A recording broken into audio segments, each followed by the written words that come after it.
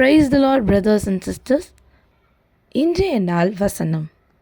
இயேசு அவர்கள் இருதயத்தின் யோசனை அறிந்து ஒரு சிறு பிள்ளை எடுத்து அதை தமது அருகே நிறுத்தி. லூக்கா 9:47. இன்றைய நாளின் தலைப்பு, இயேசு உங்களை அறிவார். ஆம் தெய்வ பிள்ளைகளே, மனுஷங்க நம்ம யோசனையை அறியாமல் இருக்கலாம். நம்ம என்ன நினைக்கிறோம், நம்ம எந்த நேரத்தில் என்ன பேசுவோம் என்று மனுஷங்களுக்கு தெரியாமல் இருக்கலாம். ஆனால் தேவன் அனைத்தையும் அறிந்தவராயிருக்கிறார். அவர் உங்கள் இருதயத்தை அறிந்தவர். அவர் உங்கள் யோசனையை அறிந்தவர். நீங்கள் என்ன யோசிக்க போகிறீங்க, உங்கள் நாவில் சொல் பிறவாததற்கு முன்னமே அதை அறிந்தவராயிருக்கிறார். அப்படியாய் நீங்கள் என்னை யாரும் புரிஞ்சிக்கலை, என்னுடைய சூழ்நிலை யாரையும் புரிஞ்சிக்கலை, என்னுடைய பலவீனங்களை யாரும் புரிஞ்சிக்கலை, என் பிரச்சனைகளை யாரும் புரிஞ்சிக்கலைன்னு நினைக்காதீங்க. அவர் எல்லாவற்றையும் அறிந்தவராக இருக்கிறார். அவர் நீங்கள் பேசுகிறத மட்டும் நினைத்தவர் அல்ல. அவர் நீங்கள் ஜெபிக்கிறத மட்டும் நினைக்கிறவர் அல்ல. நீங்கள் சிலதான் நினைக்காம இருதயத்துக்குள்ளேயே பூட்டி வச்சுருப்பீங்க. அதை எல்லாத்தையும் அவர் அறிந்தவராக இருக்கிறார். அவர் எல்லாவற்றையும் மாற்ற வல்லவராக இருக்கிறார். அறிந்தவர் சும்மா இருப்பாரா? நமக்காக எல்லாவற்றையும் மாற்ற அவர் வல்லவராக இருக்கிறார்.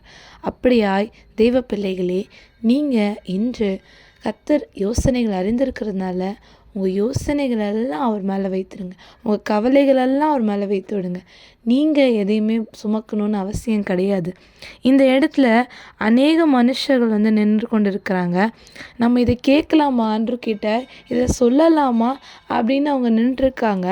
அந்த விஷயத்த ஆண்டவர் நான் அறிந்திருக்கிறேன் அப்படிங்கிறத தான் அந்த இடத்துல மென்ஷன் பண்ணியிருக்கிறார். ஸோ அந்த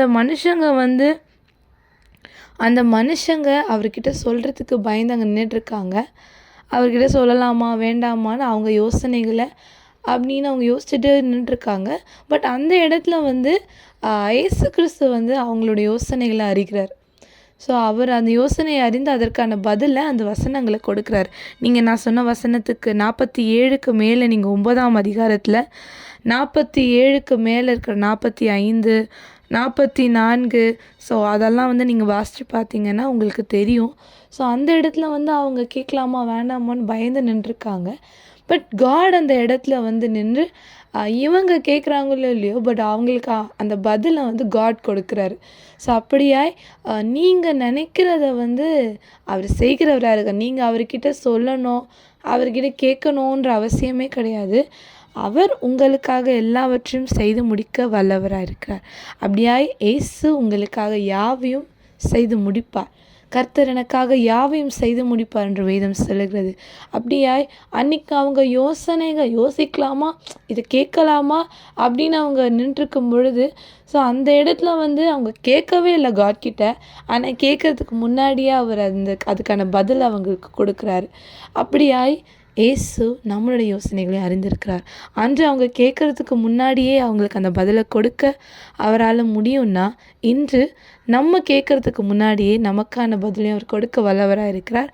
இன்று நீங்கள் அவர்கிட்ட கேட்கலாமா வேணாமான்னு அநேக யோசனைகளில் இருக்கிற காரியங்களை கர்த்தர் இன்னைக்கு உங்களுக்கு அந்த பதிலை கொடுக்க போகிறார். நீங்கள் அதை கேட்கலாமா வேணாமான்னு யோசிச்சுட்ருக்கிற காரியங்களுக்கான பதில் ஆண்டு உங்களுக்கு கொடுக்க போகிறாரு. அப்படியா நீங்கள் அந்த காரியத்துக்கான ஆன்சரை இன்றைய நாளில் பெற்றுக்கொள்ள போகிறீங்க. அப்படியாய் ஆமேன் அப்படின்னு சொல்லி அந்த வாக்குத்தத்தத்தை உங்கள் வாழ்க்கையில் வாய்க்க பண்ண முடியாது ஜெபித்துக்கொள்ளுங்க. அப்படியே நான் ஜெபிக்கிறேன். ஹல்லேலூயா, உம்மை ஸ்தோத்திரிக்கிறேன், துதிக்கிறேன், மகிமைப்படுத்துகிற தகப்பனே, இந்த நல்ல வேலைக்காக நன்றி செலுத்துகிறேன்ப்பா. இப்பொழுதும் கூட என் தேவனின் அளவும் நன்மை செய்கிறவருமாய் இருக்கிறீங்க. இந்த வாக்குத்தத்தங்களை எங்களுக்காக கொடுத்துருக்கிறீங்க, அதற்காக நன்றி. அன்று அந்த மக்களின் இருதயத்தை நீர் அறிந்து அவங்க கேட்குறதுக்கு முன்னாடியே அந்த கேள்விக்கான பதிலை நீங்கள் கொடுத்தீங்கப்பா. அதுபோல் இன்று நாங்களும் எங்கள் யோசனைகள் 1000 உண்டு தகப்பனே. இன்றைய நாளின் தேவைகள், கடன் பிரச்சனைகள், எங்கள் யோசனைகள், எங்கள் பலவீனங்கள், எங்களோட வியாதிகள் எல்லாவற்றையும் நீங்கள் அறிந்திருக்கிறீங்கப்பா. அதற்கான பதிலை நீங்கள் கொடுக்க போகிறீங்க. நாங்கள் சொல்கிறதுக்கு முன்னாடியே நீங்கள் எங்களுக்காக செய்து முடிக்க போகிறீங்க. அதற்காக நன்றி. இப்பொழுது கூட இந்த வார்த்தையை கேட்டுக்கொண்டிருக்கிற எல்லாரையும் உங்கள் கரத்தில் கொடுக்குறேன். வேலைக்கு போகிறவராக இருக்கட்டும், ஸ்கூலுக்கு போகிறவராக இருக்கட்டும், அப்பா அவங்க காலேஜ் போகிறவங்களா இருக்கட்டும், எந்த உத்தியோகத்தில் என்ன வேலை பார்த்து கொண்டிருந்தாலும் சரி, அவர்கள் அப்பா எங்கே போயிருந்தாலும் சரி, அவர்கள் வீட்டில் இருக்கிறவங்களா இருந்தாலும் சரி, என் தேவன் அந்த வார்த்தைகளை அவங்கள் வாழ்க்கையில் பலிக்க பண்ணுங்க. அப்படியாய் இன்றைய நாளில் அவங்க எல்லா தேவைகளும் சந்தித்து தாங்க, குறைவுகள் எல்லாவற்றையும் நிறைவாக்கி தாங்கப்பா. அப்படியே நீர் எல்லாவற்றையும் செய்து முடிக்க போகிறதுக்காக உமக்கு நாங்கள் நன்றி செலுத்துக்கிறோம். நீரை பொறுப்படுத்திக் கொள்ளுங்க, வழிநடத்துங்க. இன்றைய நாள் அவர்கள் செய்கிற காரியங்கள் எல்லாத்தையும் வாய்க்க பண்ணுங்க. இந்த வார்த்தைகளை கேட்டிருக்கிறாங்க. நீர் அப்பா அவர்களை அறிந்தவராக இருக்கிறீங்க. ஜீசஸ் நோஸ் யூ என்ற அந்த வார்த்தை எங்களுக்கு கொடுத்துருக்கிறீங்க. அப்படியாய் நீர் அவர்களை அறிந்திருக்கிறீங்கப்பா. நீர் அவரை அறிந்திருக்கிறீர் என்பதை இன்றைய நாளில் அவர்களுக்கு வெளிப்படுத்துங்க. ஆகாரை கண்ட தேவனாக இருந்தீங்க, அதுபோல் இன்று இவர்களையும் நீர் காண்கிற தேவனாக இருக்கிறீங்க. அப்படியாய் நீர் அவர்களை காண்கிறீர் என்பதை அவர்கள் அறிந்து கொள்ள இந்த தேவன் நீங்கள் உதவி செய்யுங்க. அப்படியாய் அவர்கள் மன விருப்பத்தின்படி அவர்களுக்கு நிறைவேற்றுவீராக. என் தேவன் நீரே பொறுப்பெடுத்து கொள்ளுங்க, வழிநடத்துங்க, ஆசீர்வதிங்க. இந்த வார்த்தைகளை அவங்க வாழ்க்கையில் வாய்க்க பண்ணுங்க. இயேசுவின் நாமத்தில் ஜெபிக்கிறோம் ஜீவனுள்ள பிதாவே, ஆமேன். ஆமேன். God bless you. கர்த்தர் இன்றைய நாள் அருமையாக உங்களுக்கு மாற்றி தருவார். ஆமேன்.